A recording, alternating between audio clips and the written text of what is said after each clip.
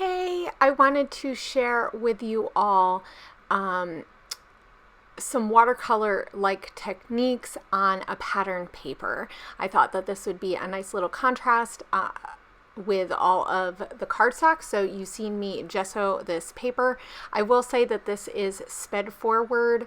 And this is a technique that I do with my watercolors or sprays that I put into a palette and make them act like watercolors. So this is not all just watercolors. I have done this with watercolors. If you would like to see me do this technique with an actual palette of watercolors, let me know and I will definitely do this. So a lot of times what I do, and I didn't have this in the first part of the video, so I will have to see if I can find it. If not, I will do another one so you guys can see it. So I take my colors and get water on there, and then I will splatter, and then I will go back through and with my paintbrush I will hit the splatters and make them bigger blobs and kind of work them together with other colors. This time I am just taking these colors and just applying them in little spots. Very much like the technique that I did with the art crayons, but with an actual fluid liquid. Like I said, you can do this with sprays, you can do this with watercolors, like a palette of watercolor. And because you gessoed the background, your colors are gonna sit on there for a little bit and give you the opportunity to be able to blend them. But it looks really fun when you do it on top of a background like this where it's black and white, so these colors really stand out. And I'm just taking colors and putting them next to each other. And here is me adding some more splatters.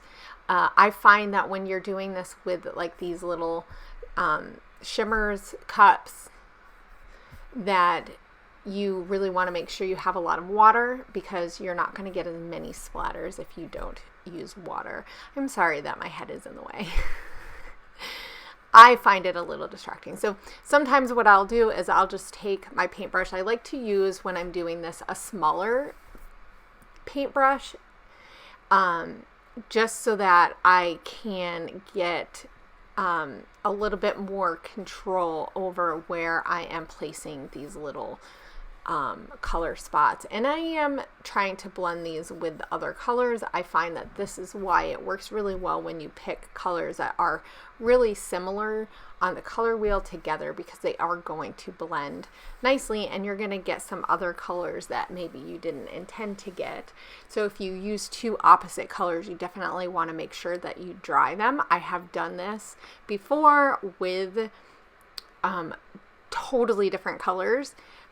But you do want to make sure that they have dried enough that you're not going to blend and get a muddy or a brown color. I will say this is where less colors is better sometimes, because it is really easy to do that.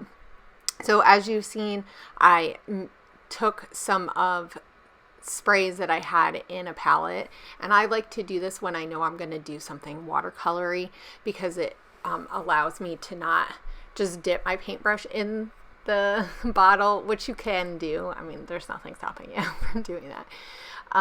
And splattering it on there and then going back through with the paintbrush and just kind of dabbing each little thing so it's not a round perfect drop, like the droplet technique. And I'm going to be showing you me adding some stencil to this, and then I will make sure that I share with you what it looks like just a little bit.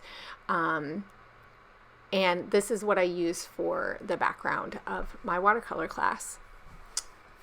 So I am going to be cutting this down a little bit now that it's dry, and I plan to maybe make a layout with this in the second part of this class, so next month.